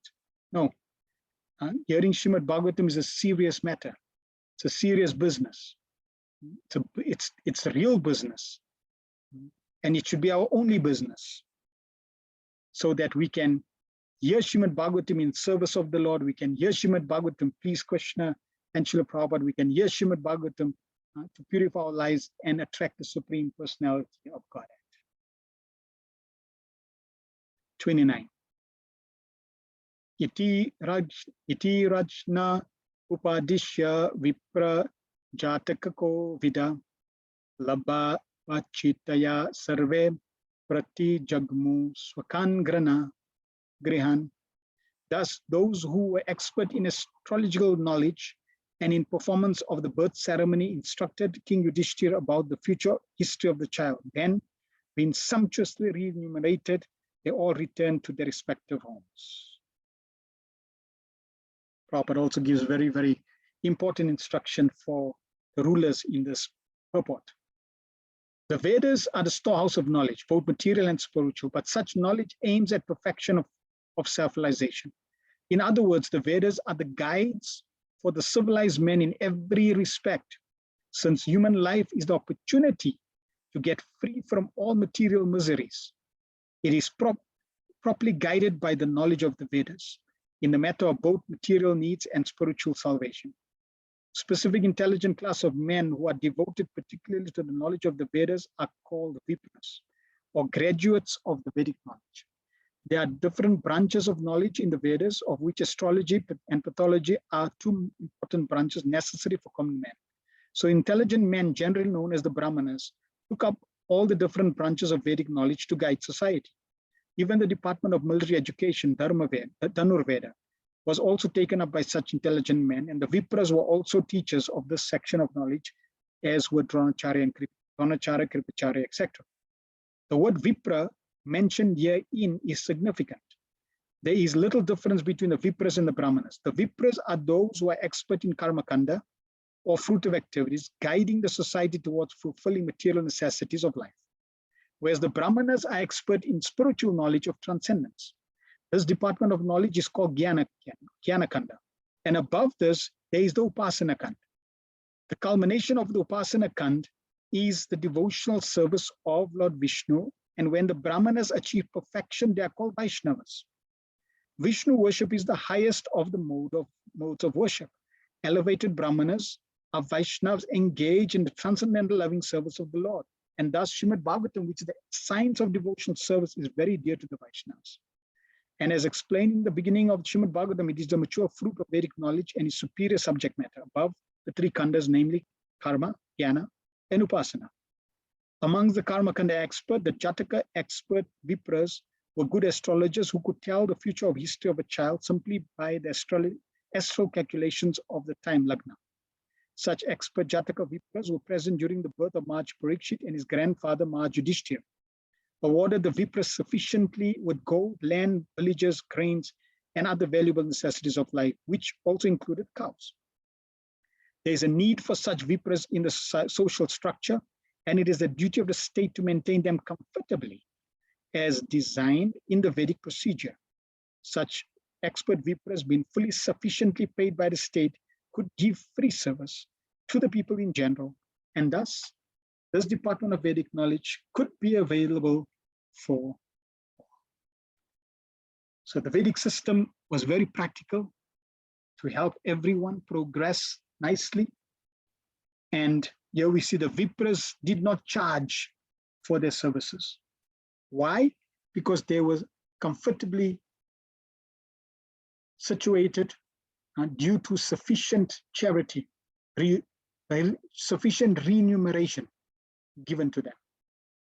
They didn't have to send you, okay, we're going to do the ceremony. You need to please give me an envelope with 2 gold coins, 1 gold coin. No, they don't ask. The kings knew their duty. They were pious, they were generous, they were magnificent, they were wise, they were grateful, they rewarded sufficiently.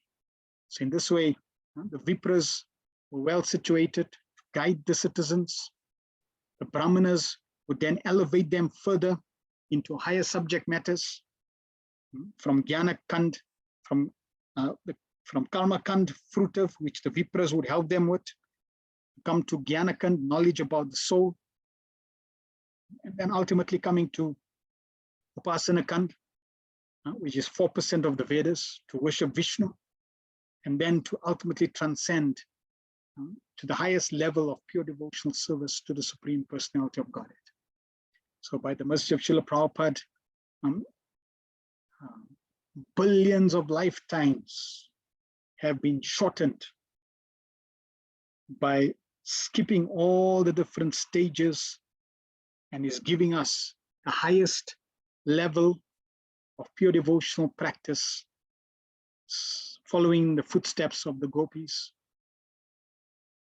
through the process given by Sri Mahaprabhu to chant the holy names of Krishna, and to then help spread this knowledge, this cream, the essence of the storehouse of knowledge, to as many people as we can.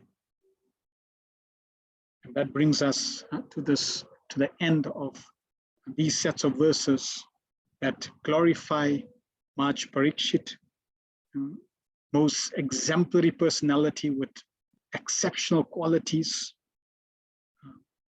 perfected qualities, to such an extent that he's comparable to great personalities and incarnations of the Supreme Lord and empowered representatives of the Supreme Lord.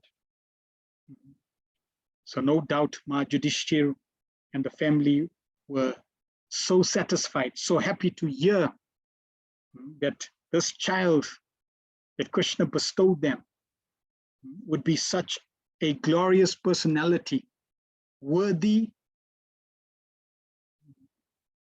of their lineage and a blessing to the society, to the practically to the planet. So they were very, very happy.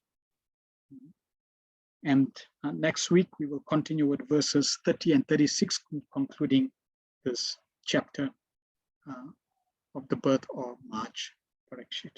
Kantaraj Srimad Bhagavatam ki jai, Srila Prabhupada ki jai. Are there any questions or comments? Anyone else?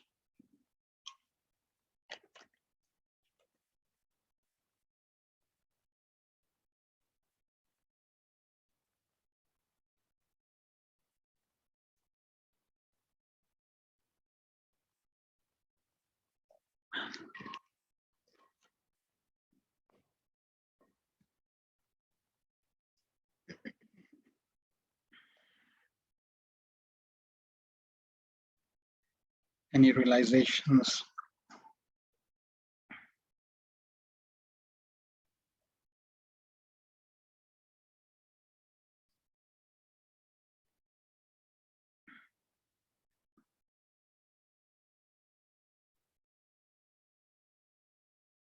We'll give a minute more to see if there's anything coming through. Next week, we are entering into a very auspicious month, the month of Damodar, month of Kartik. From next week, Sunday, the first day of Kartik. So we should take advantage of that month. Shyamananda Prabhu says, thank you, Prabhu. Wonderful class. Thanks to Srila Prabhupada for connecting us with all these personalities. Can you share a bit about Sally Agarwal, who passed on? And they were there for Srila Prabhupada when none of us could be there. Yeah, so the little that I know, Srila Prabhupada, when he landed in Boston, so Srila Prabhupada, when he was in India, Srila Prabhupada was doing Sankirtan. And Prabhupada was going door to door, Sankirtan. In those days, 1960s, it was very difficult for an Indian to go to America. There were many obstacles blocking one to go to India. So Prabhupada was doing Sankirtan and he knocked on one door in Delhi. And the man opened, and the man's name was Mr. Agarwal.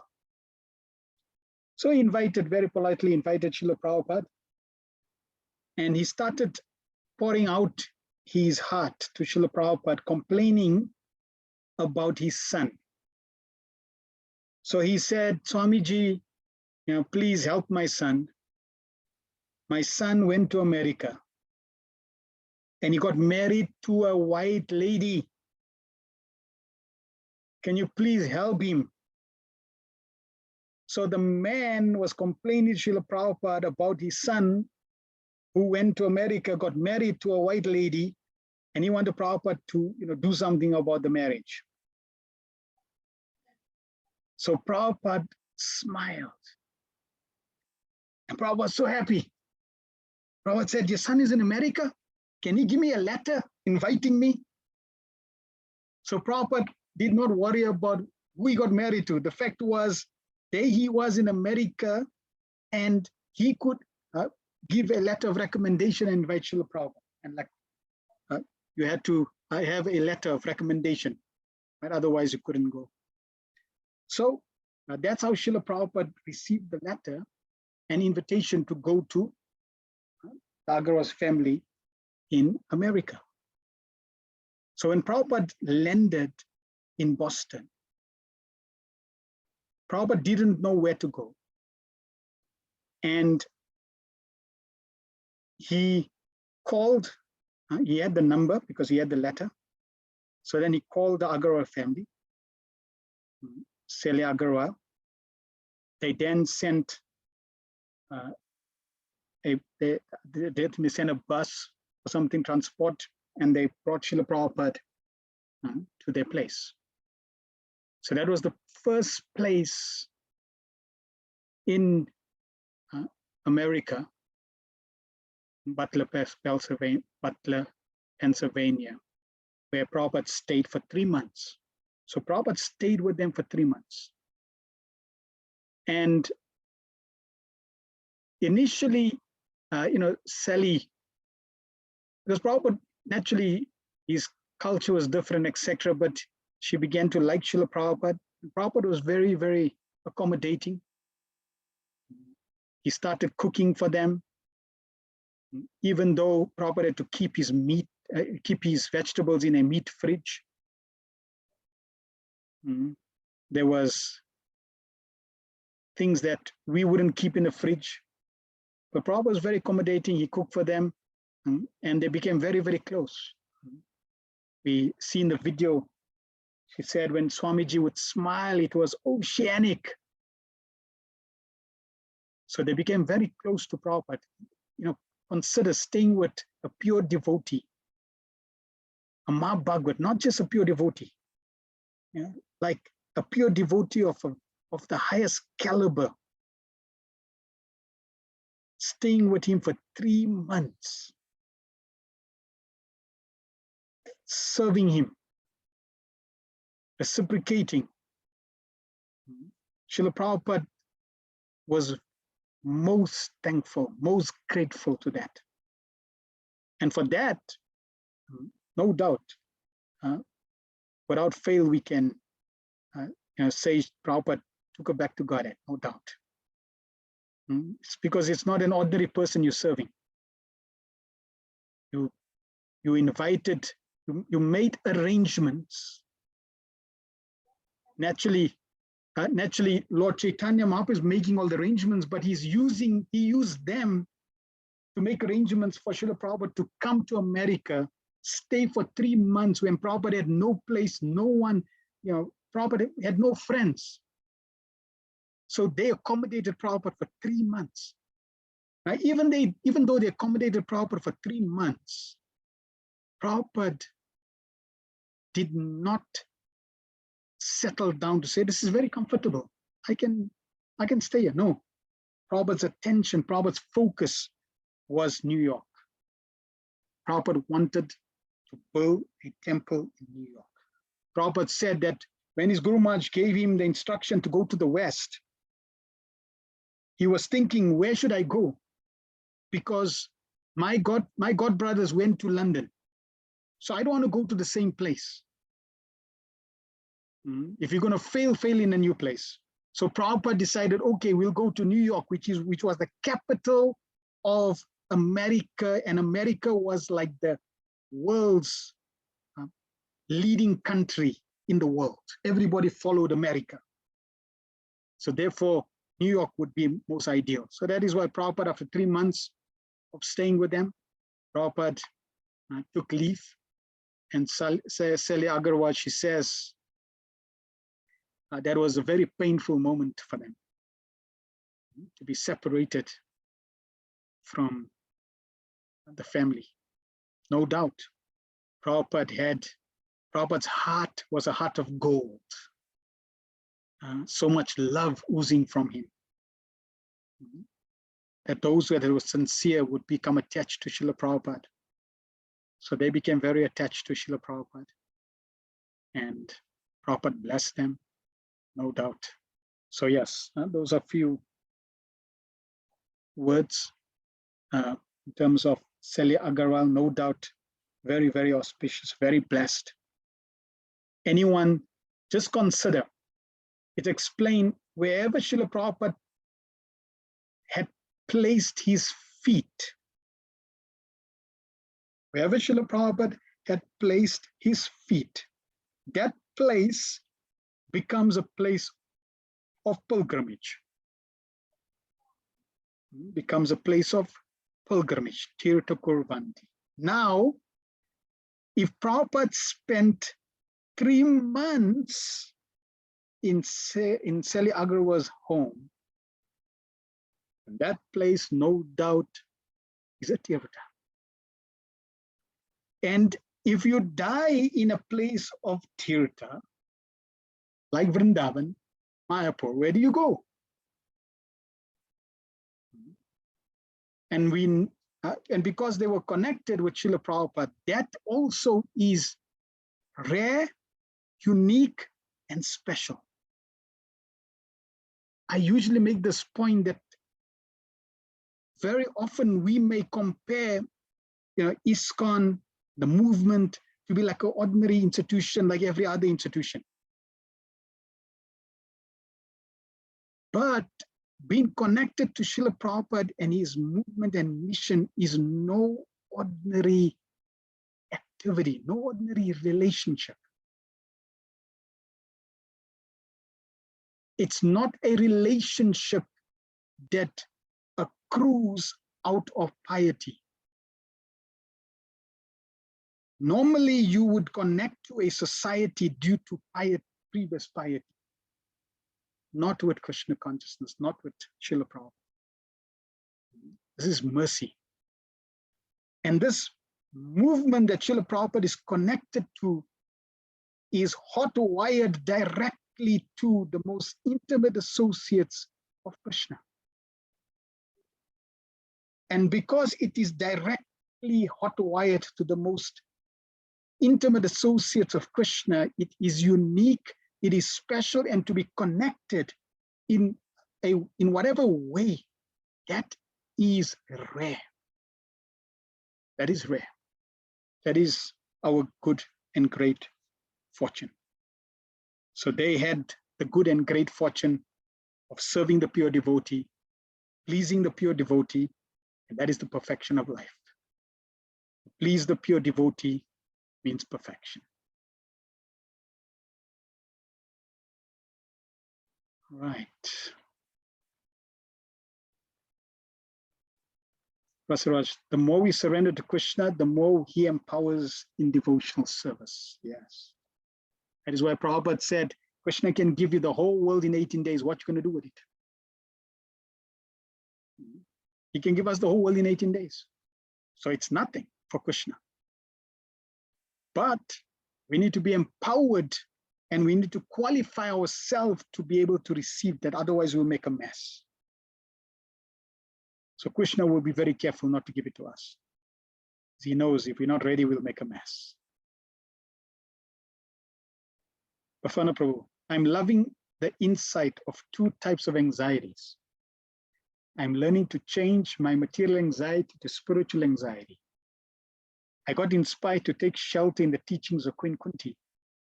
I'm surprised at how in the midst of great calamities, currently I'm maintaining mental equanimity.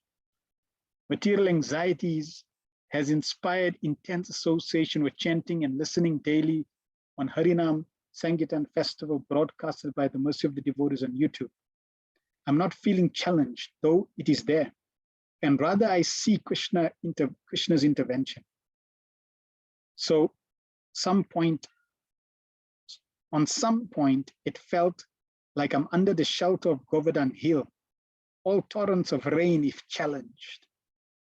challenges are not reaching me, but instead I have more determination to give time to reading, praying and chanting, regularly 20 at least rounds of japa in the morning daily. My story, inspirational to me, hope it inspires to all. Yes, thank you for sharing that. When we understand the opportunity that we have of serving Lord Chaitanya Mahaprabhu's mission, even though there will be challenges in this world, and there will be challenges in this world, but when we take shelter of the mission of Lord Chaitanya Mahaprabhu, that becomes the shield. And you used a nice example, that becomes the Govardhan Hill. And no matter how much Indra pours, they are completely sheltered. So that's true, that's what happens. And that increases our faith to surrender even more. This is why you see even the devotees in Russia. Bafana Prabhu, you can Google salted bread, YouTube. There's a book written and there's also a drama called Salted Bread. The challenges that the devotees in Russia went through, even such excruciating challenges, unthinkable challenges, but their faith and determination to be Krishna conscious never waned. And that gave them the internal protection. Externally, they were tortured. They were drugged. So many ill things were happening to them, but internally they were sheltered by Krishna. So true. You are experiencing the practicality of being Krishna conscious, even amidst the anxiety and turmoil. Prabhupada gave the example like being in the ocean. The ocean, the ocean is made of three modes of material nature, and you can be tossed around. But as long as you are on the boat of Krishna consciousness, you are safe. Yes, you feel, the tossing and maybe even some showers from the ocean. But as long as you don't jump into the ocean, you stick on the boat of Krishna consciousness, you will sail through. So you are sailing through nicely by your reading, your praying, your chanting of at least minimum 20 rounds. Very nice. A wonderful example for all of us to follow. Thank you very much for sharing. Mother Les says, Hare Krishna Prabhu, thanks for Krishna Katha. The ageless stories are so inspiring, which are still very relevant, especially dilemma that we experience and the practical advice on how to approach these situations in a very respectful Vaishnava way. Thank you to you and all the glorious Pujamas in disciplic succession. Yes, thank you very much. That's the interesting part of the Vedas. Because the Vedas are absolute truth, it is timeless. It'll always be relevant. And the acharyas are able to extract, the knowledge in a practical way, relevant for the time, place, and circumstance, and presented in that way so that it can be applied. So Prabhupada did that for us so that we can apply what he gave us. Bafana Prabhu, I am very empowered by the principle of association that brings about certain qualities. Wow. Association is a great principle. I'm also imbibing deeply from today's lecture. Yes, 90% of our Krishna consciousness depends on association. If you want to advance, simply select good association. That's all. It's as easy as that. Find association that is inspiring, that's empowering, that's Krishna conscious. And we're not just talking about physical association. We're talking about Krishna conscious association. In that association, you hear and glorify about Krishna. You hear and glorify Krishna. You hear and share realizations of your and the others' Krishna conscious practices. Right? So that is how one can make advancement. Hare Krishna to your associate Prabhu in all manners and to every devotee in attendance on this class. Yes, and thank you for your wonderful association as well, Bhafana Prabhu. If we keep such wonderful association like this, then we will make advancement.